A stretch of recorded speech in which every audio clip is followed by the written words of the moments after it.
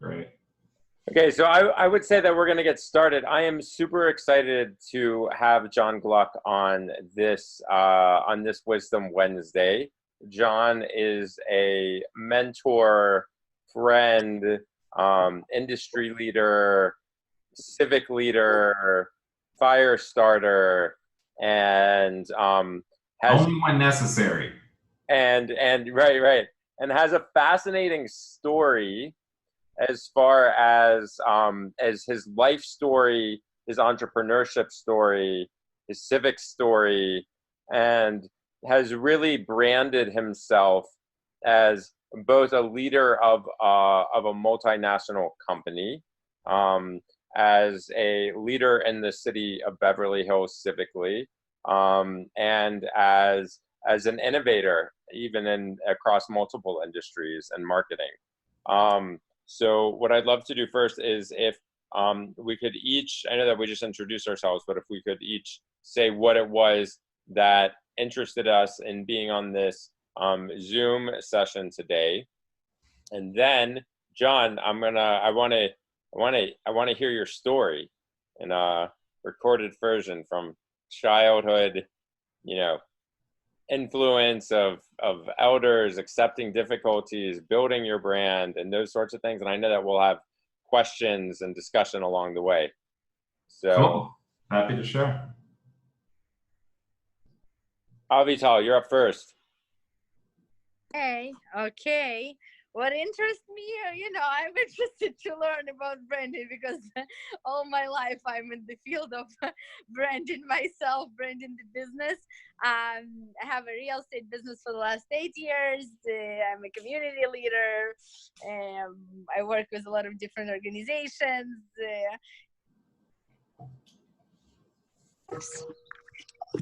Oops, somebody decided to call me. I'm right now building a successful networking business with building the companies on a bigger scale and connecting them to different resources nationally and internationally. So I'm all about branding and, figuring out what the best way to present the information. And I think that's a key thing. Thanks, Avital, because as entrepreneurs and serial entrepreneurs and people that have multiple things going on at once, something that I feel like Jon is really good at, who also has multiple things going on at once, is he has a really strong personal brand, and what he's doing isn't necessarily his brand. And so kind of, Jon, if you can, and on this call, also allude to how you haven't been pegged as one thing. Shahar. So I don't remember all the things, but the invite itself was intriguing enough that there's always something to hear other people's story, other people's path, other people, how they made it to the point that they are, that you can learn from, or feel a little confirmation that you're not the craziest one. Amazing. There you go. Well said. Jon, you have the floor. Yeah, so well, first, thank you, Bradley. You know that I am a big fan of yours. We've been able to really get to know each other as close friends and people that get to now work together, both in business and the community. And I've seen you work, and it's just very impressive. I love how you bring great people together. I love how you're able to bring an idea to fruition, which, we all know that ideas are a dime a dozen. It's really bringing them to life. That's the rarity. So you're one of those few people that can actually bring great ideas to life.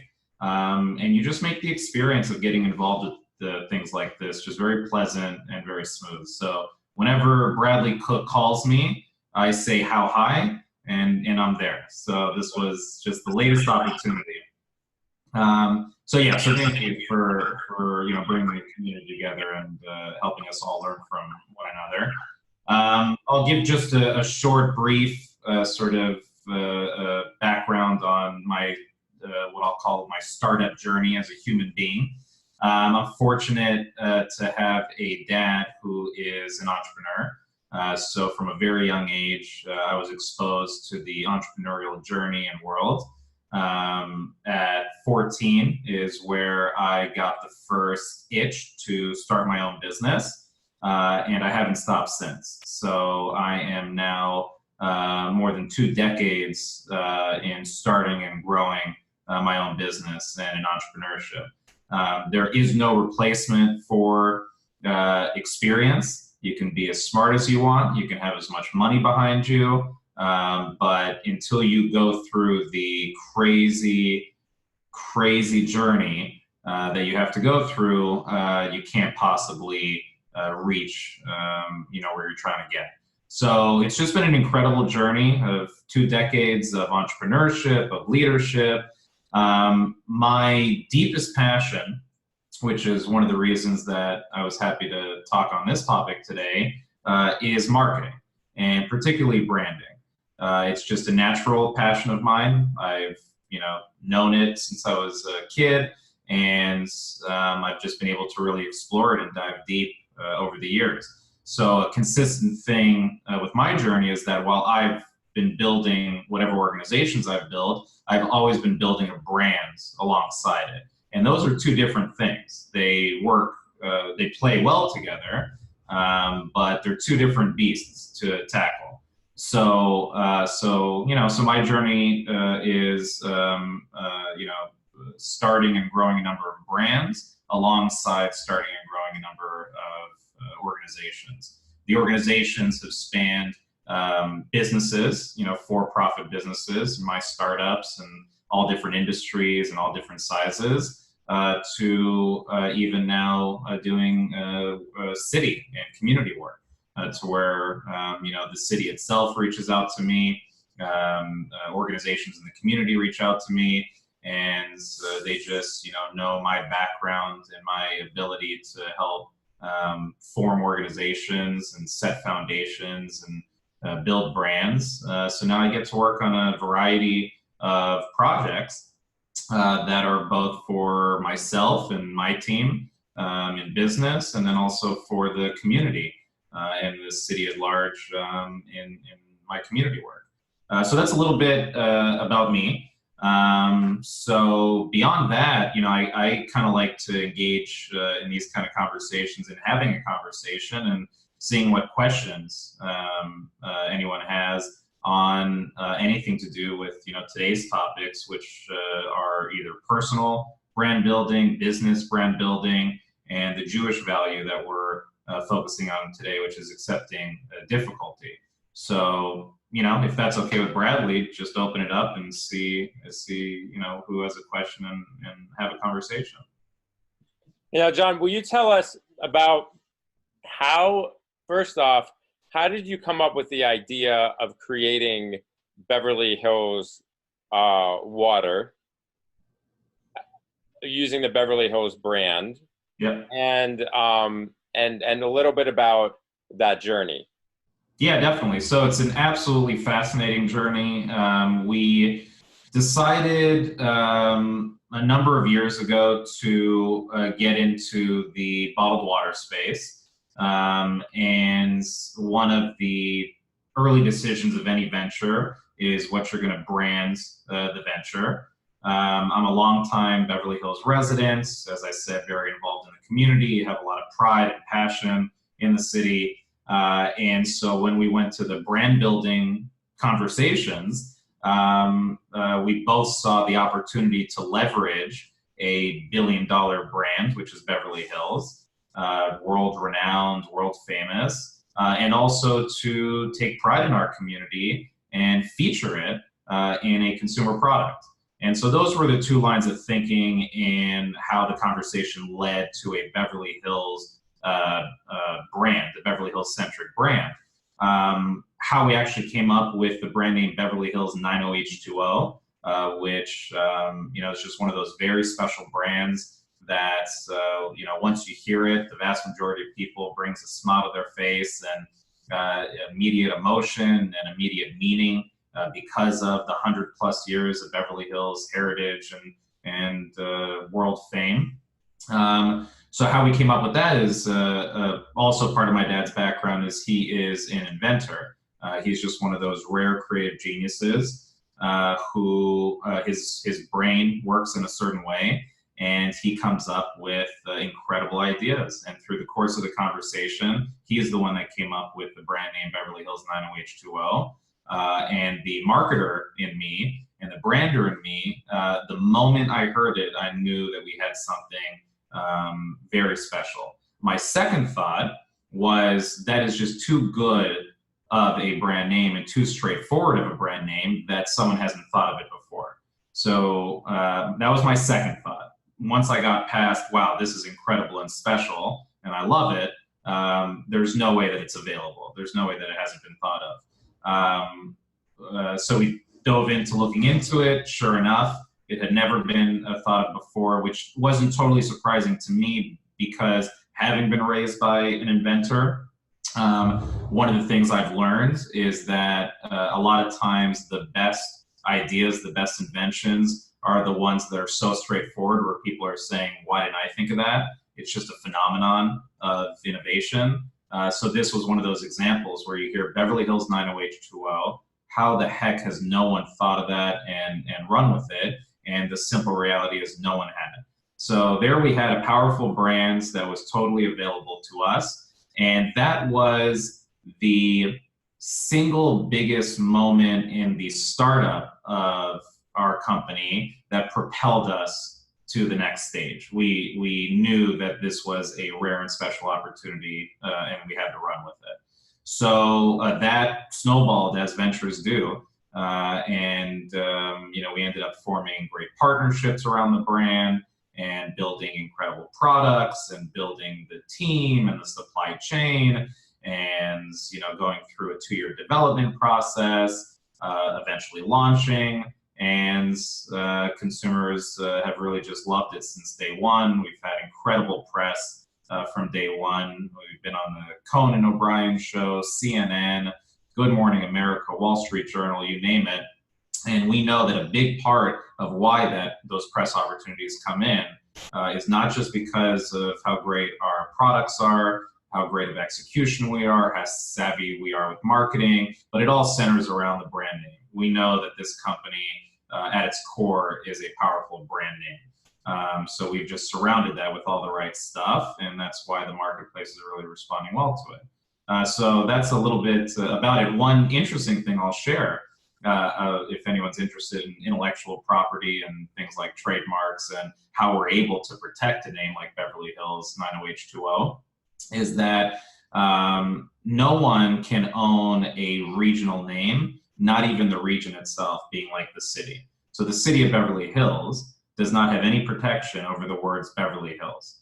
They do have protection over a design, which is their famous shield. You'll see their shield sign. They have total protection over that, and people license it for t-shirts and whatever, TV shows. But even the city itself can't own the words Beverly Hills, which is why you see all sorts of businesses pop up using Beverly Hills Nail Salon, Beverly Hills Mailbox, things like that.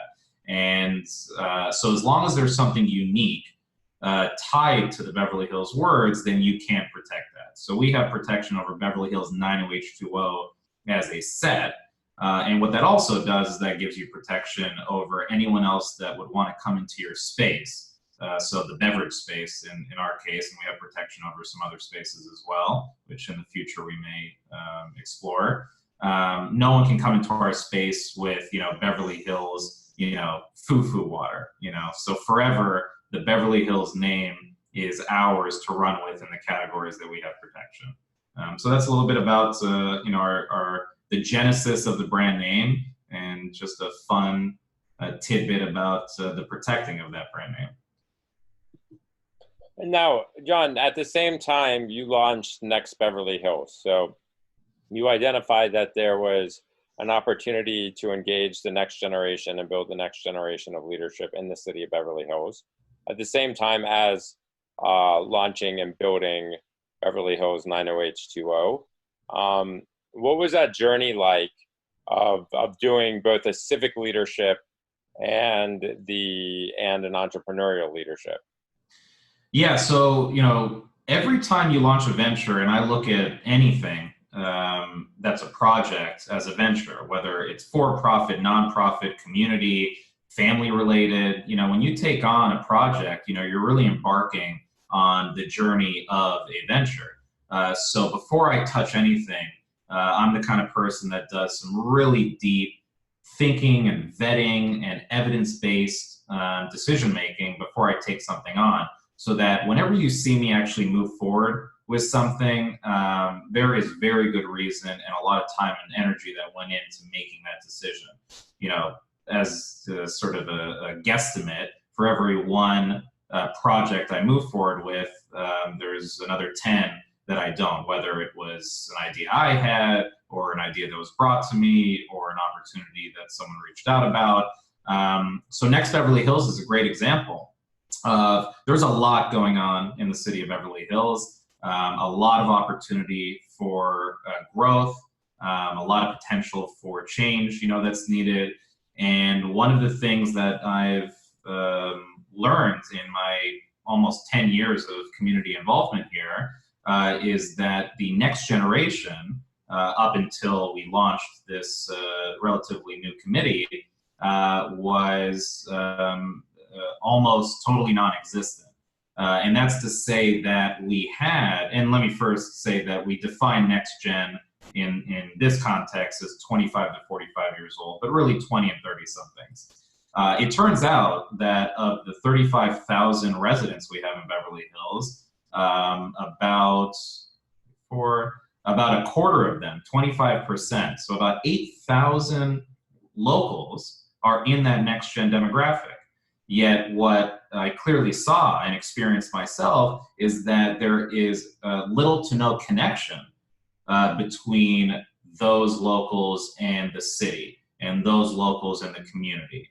And what happens when you don't have that connection is you don't have the quality of life that demographic is looking for. You don't have the extra layers of excitement and engagement, that comes when you have an actual built platform for a certain demographic. So it just became a clear opportunity. And what ended up happening is I had worked with the mayor at the time on his reelection campaign, and that was Julian Gold. And he ended up, so I was friends with him, and he ended up getting reelected. I helped him with that. And he happened to be his turn to become mayor after his election. And so every mayor gets to come up with their own pet projects for their year as mayor that they get to run with. And it comes from places of passion, interest, opportunity, things like that. And I was one of the people that he talked to just pick my brain on what the opportunities were as I saw them. I'm sure he talked to a number of advisors and friends and family. And that was one of the things I brought up to him. I'm sure I'm not the only person that mentioned it to him, but that was one that I really focused in on, that next gen engagement was a major opportunity in the city. To Mayor Gold's credit, he ran with the idea. He ended up forming what was supposed to be a temporary one-year committee in order to explore this area of next gen engagement. Going into it, there was no clarity on what it was, what it was supposed to accomplish, what its mission was. We just knew that people needed to get in a room and start talking about the next generation in Beverly Hills. And from there, the venture began. There's a whole startup story. It was an absolute both nightmare and just very exciting journey. And it's now been almost 4 years since we launched it in, I believe, May 2015. Yeah, May 2015. So actually, it's about to celebrate its 4-year anniversary. And so I was a co-founder of the committee. I was its founding co-chair, and I ended up chairing and co-chairing the committee for 3.5 of the 4 years. And I just passed on that leadership role to my vice chair from last year, Kaveh, who's an excellent guy, because I've decided this year to focus on some other stuff. So it's just an incredible journey that I could write a small book just on the Next Beverly Hills building process. When embarking, if you were to, on one foot, when embarking on a new venture, what are the like first three things that one should do, whether it's civic or it's business? Right. There's always one that is the most important thing, and it's passion. So I'm a big proponent that don't ever touch anything that you're not passionate about. For two reasons. One is that the right way to live life is to be living your passion. Of course, I understand that you are hopefully fortunate enough to be able to pursue your passions and really dive into them.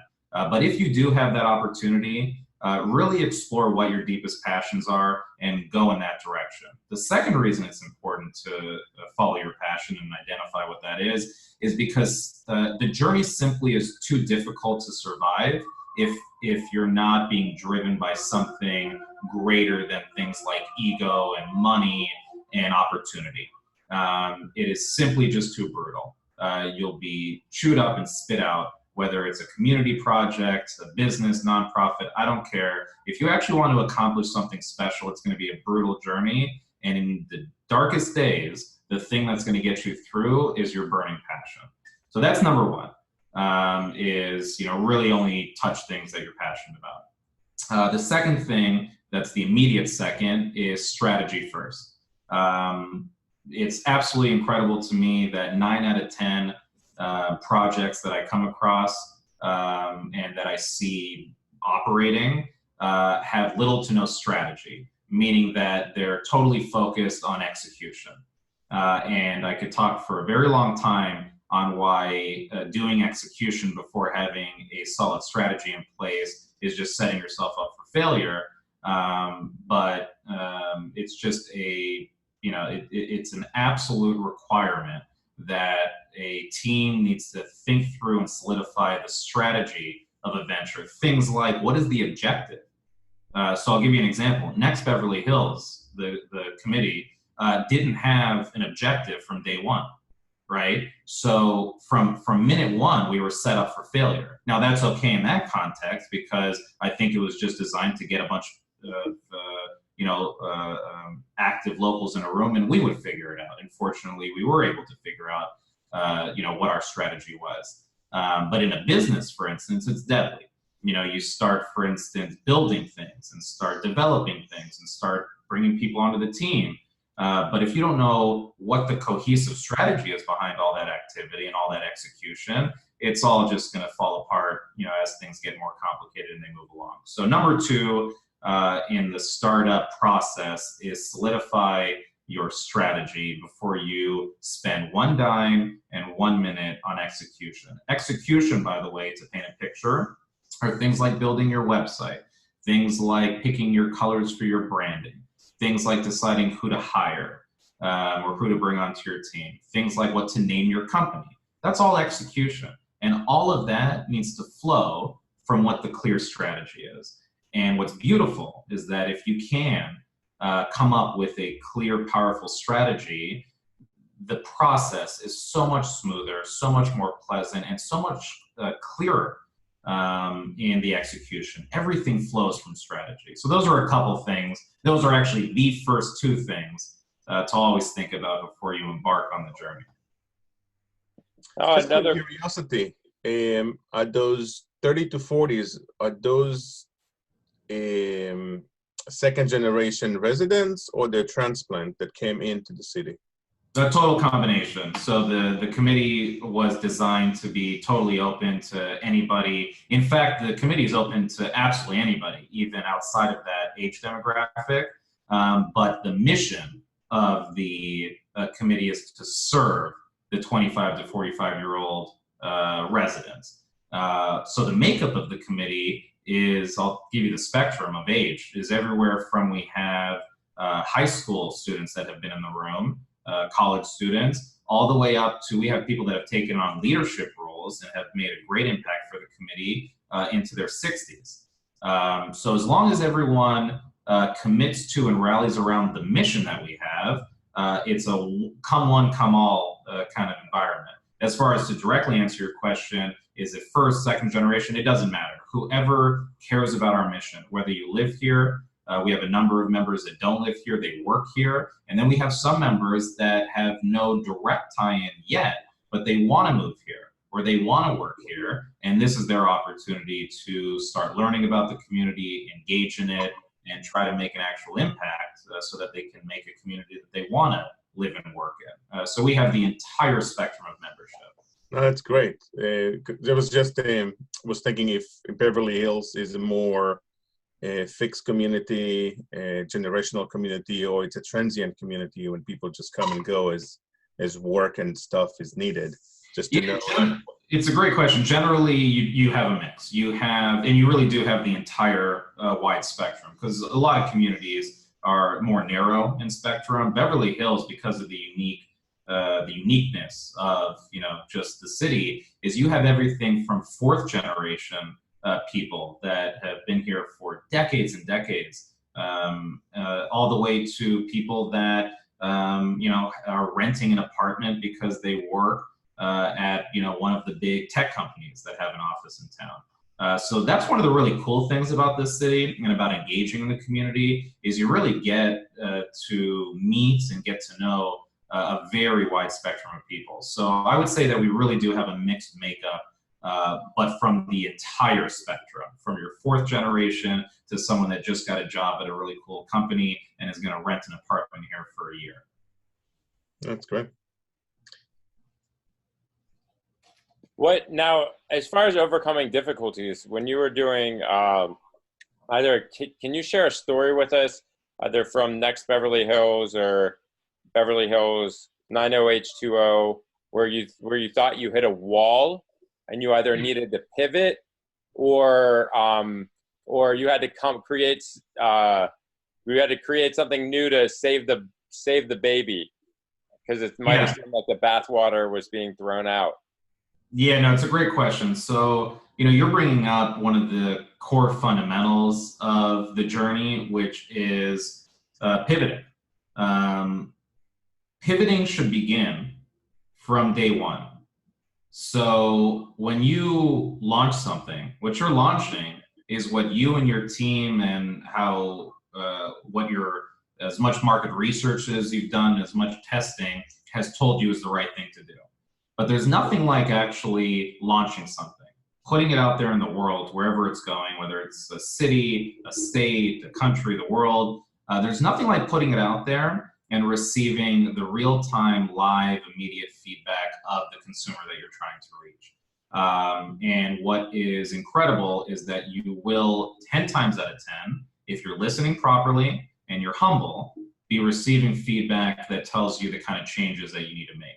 Now, the changes from day one could be very small and minor if you've done a really great job developing whatever that venture is, to major things, to where you would know in week one if it's a total dud. You should get to a place from a skill set standpoint to where you no longer run into major failures right out of the gate. You really should get to a place to where there's really just minor pivoting at the beginning. But then along the journey, there is definitely going to be medium and major pivots to be had. So to go into it with the mentality of not wondering if there are going to be failures and setbacks and pivots required, it's just a matter of when, how often, and how big they're going to be. And that's the healthy mentality to go into entrepreneurship and leadership, is just being prepared and embracing that. So I'll give you an example.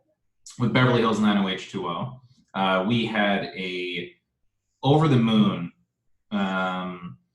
vision for what we wanted this product to be. We wanted to take the bottled water industry to the next level. We wanted to create the ultimate bottled water product that was consistent with the power of the brand name, meaning that the glass had to be the best quality glass, and the features had to be extraordinary, and the look and feel had to blow people away, and the storytelling and all that stuff.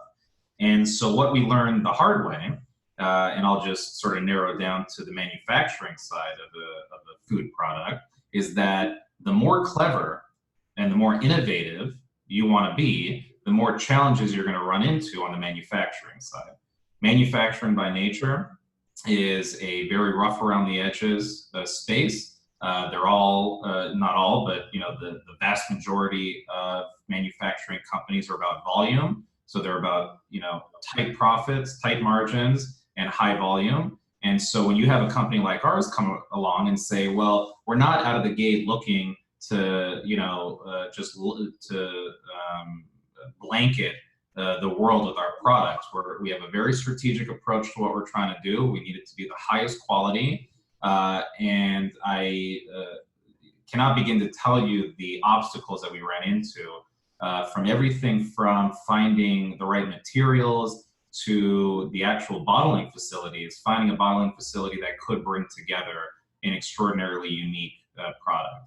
So that was a very rough early journey we went through, was building the supply chain and the manufacturing side. And we had to pivot through a number of bottling facilities, through a number of suppliers, burned through a lot of capital because of it. It also, remember, we're human beings, so it wears you down, your energy, and your,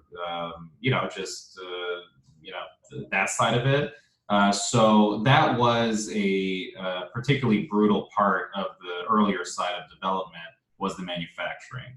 However, some of the principles of entrepreneurship is to pivot, to persevere, to be resilient, to come up with creative solutions. So we employed all of those skills in order to get through those tough times, and we were able to get to the other side to where now we have an excellent manufacturing apparatus in place. But it took quite a bit of time and resource to get there.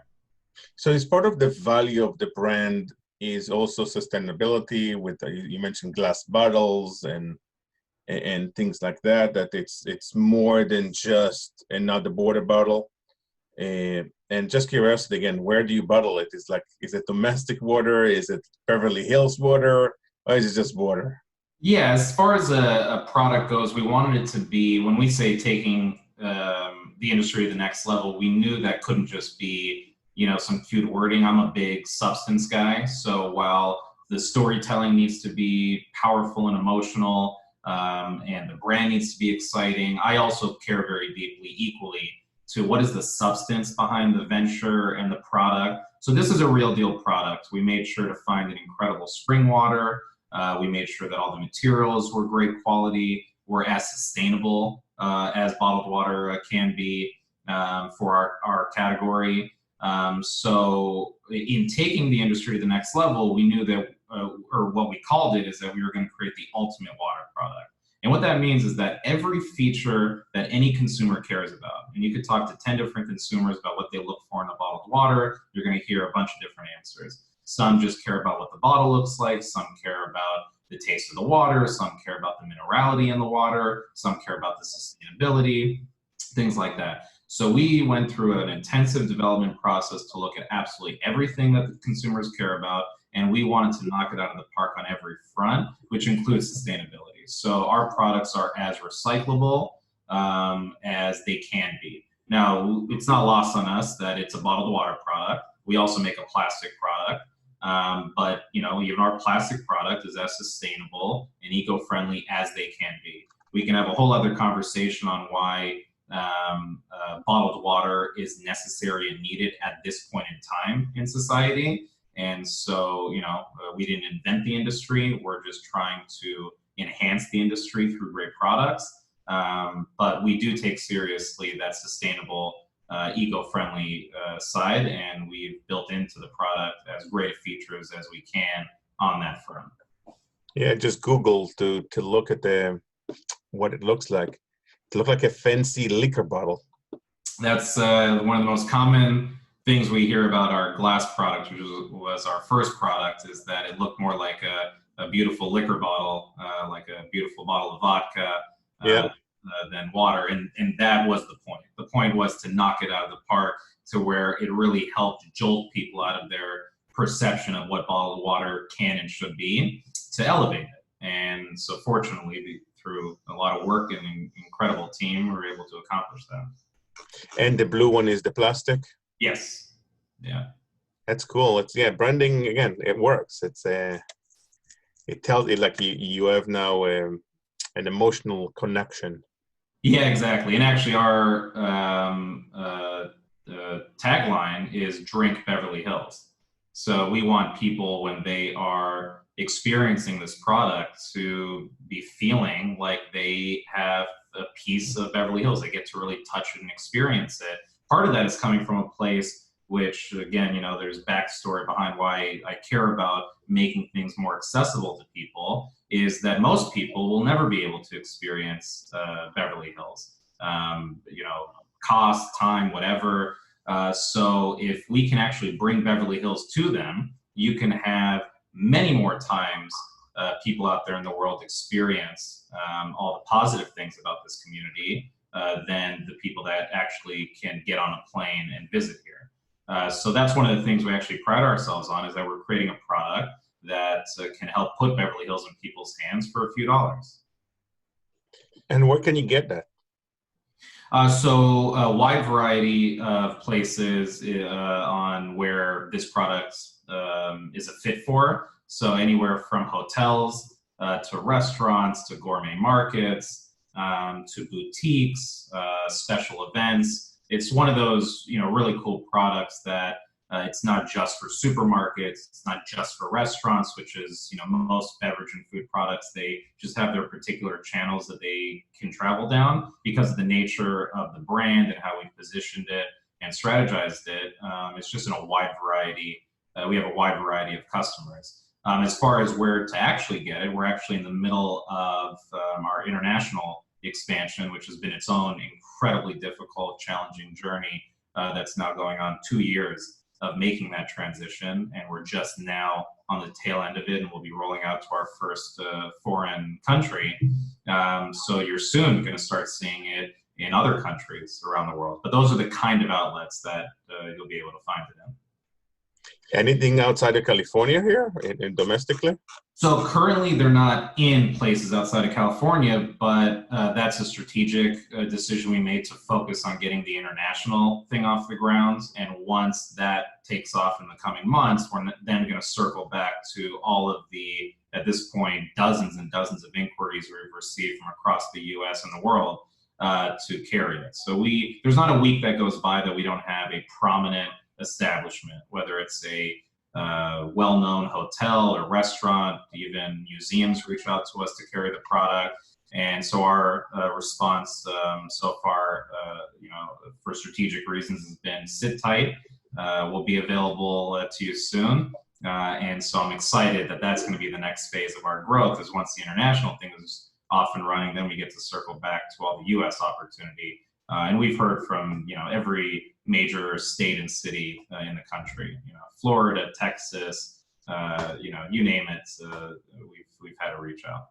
What made you go international first? Meaning, I know that also, like, there was some interest from like some Arab states or things like that.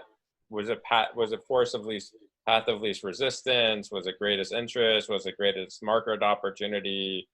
Financial gains? What was it that drove those decisions to go international? Yeah, simply put, greatest market opportunity. We knew from day one that Beverly Hills is an internationally renowned brand. It means overall, it is more exciting to people outside of this country than people inside. Of course, there's millions of people within the US that appreciate Beverly Hills and are wowed by it and all that stuff. But, you know, we are 5% of the world's population. And you have places like Japan and China and Dubai, even, you know, Europe. We've had, you know, every major country reach out to us from Europe even, that are fascinated with Beverly Hills and that want a piece of it. So we knew from day one that the biggest opportunity was international. Just by sheer size and by the nature of the brand that we're running with. So we created a strategy from the beginning to go international as quickly as possible. And then we knew that we would then expand domestically. And the reason that sorry, I was laughing before because I was looking at your website. The reason that you have $100,000 bottle on your website is for... Yeah, so that's a fun story. So that's not an actual product we set out to create. It's a good example of pivoting. So like I said earlier, we've had endless press opportunities from the day we launched. And that product, if you will, was born out of a press opportunity. And the long story short is that GQ, which is a major fashion lifestyle publication, had a popular web series with a famous hip hop artist. And they go out into the world and find the world's most expensive things.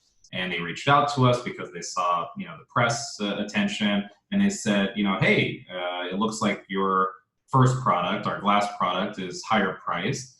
We want to feature the brand. What products do you have? And we said, well, we have this glass product. I mean, it's pricey, but it's not, I saw that they had $100,000 this and $1 million that, and $500,000 this. I'm like, we don't have products like that. And they said, well, here's an opportunity. Would you want to put together something and we can feature it in an episode? So, we're a very innovative and open-minded team, and we got to work and created the $100,000 diamond edition of 90H2O. Ended up having a great episode, which ended up becoming the most watched episode in the series history. I think it's now at 13 or 14 million views. And there's not a week that goes by that someone doesn't say, we saw you on that episode. So it came from a press opportunity. We got creative. We created the product to where now we actually have interest to actually purchase the product, which we haven't yet dived into. But that's where that came from. That's a great brand building, because again, the connection to Beverly Hills, as you said, that the emotional attachment that people has, and I'm sure internationally there's more connection to the kind of allure, the aura of Beverly Hills than domestic. There's a good story there. Thank you. Appreciate that. Yeah, very smart branding. Thank you. So, Avital, you're gonna buy a bottle for $100,000? No, I don't like water. So I'm wondering, Jon, where is the bottle? Where are those 9 bottles exactly? I can't disclose the exact location, but that is a project that once we get the international thing off and running, we do want to explore, because we actually have had interest in buying them. And so, if we do move forward with that, it's going to be in a very limited way. And same water. What is that? It's the same actual water. Yeah, same water. So really, the people buying it, they know what they're buying. They're buying, being able to say they have one of the world's only this, and they're buying the diamonds, so, there's, it is the same great water that's in all the products, with very special packaging, real diamonds, and a whole experience that comes around it. And, it's just a good example of how much fun you can have with a venture like this. We're really just, with all the challenges that come with building a company and building an international brand, it's also nice when you can have fun with it and just, every day filled with innovation. Yeah. That's so cool. That's cool. And I like really the branding. It's the details on the bottle, like master crafted water, and the box that it comes in. It's really like it's not, as you said, it's not just a bottle of. It wasn't for the bottle of water. It was for the experience of. Yeah, exactly. And you hit the key word. Experience. A big part of value for people is the experience that they're getting. Why are we willing to pay a premium to go out and eat in restaurants? Is because there's a experience that comes with that. If you really wanted to, have great food, you could learn yourself. The ingredients are out there to become a great cook and to cook great food. But part of why we pay that premium is experience. Same thing on why we pay for premium products, luxury products, is there is inherently supposed to be an experience that comes along with it. So that's what, as far as consumer products go, what makes it a true premium product or a true luxury product is when there's an experience that comes along with it. And so, I really appreciate you observing, the detail that went into this product, because when people really look at that label and look at the detail to the product, if they appreciate things like that, if they appreciate beautiful things and innovative products and all that, they're getting an experience. So that's built in to the value that someone is paying for. No, it's noticeable. I work on the same concepts in technology, but it's really coming out strong and in a very high level in this product, that experience is more, again, experience, what we call in the tech company, in the tech field, is that sometimes user experience is more important than if the product works or not. Yeah, I think it's a good statement to make the point that experience is a major part of the success of a product. And no, it's nice. Yeah, thank you. Jon, It's the first time the 90H2O, and it's like, that's a smile that came. It means a lot. Yeah, it's from the generation that they got spammed with that TV show. You basically, it's marked in your brain, and it's good branding. Yeah, this is 100 years of, this city is 104 or 5 years old at this point. So you've had amazing people and companies and things that have come along before us to build a powerful platform. And then you have entrepreneurs like us that come along and leverage that platform to create, to take the brand to the next level. And then you'll have another entrepreneur after us that will, run with it. So, so that's one of the beautiful things about entrepreneurship is, we build on one another. And so this is a great example. This is a 100-year plus brand. This is a $1 billion plus brand, and we've come up with our own spin on it. Jon, thank you for being with us today. Yeah, no, thank you. I always enjoy the conversation, and this is great. It's anytime I get a chance to talk to fellow entrepreneurs and fellow leaders, it really is a pleasure, and a big part of how I've been able to get through my journey and get to where I'm at, which I'm far from where I want to be, from all the help that I've received over the years. So anytime I have an opportunity to have a conversation, I just always think back to all the conversations that helped me move forward. Okay.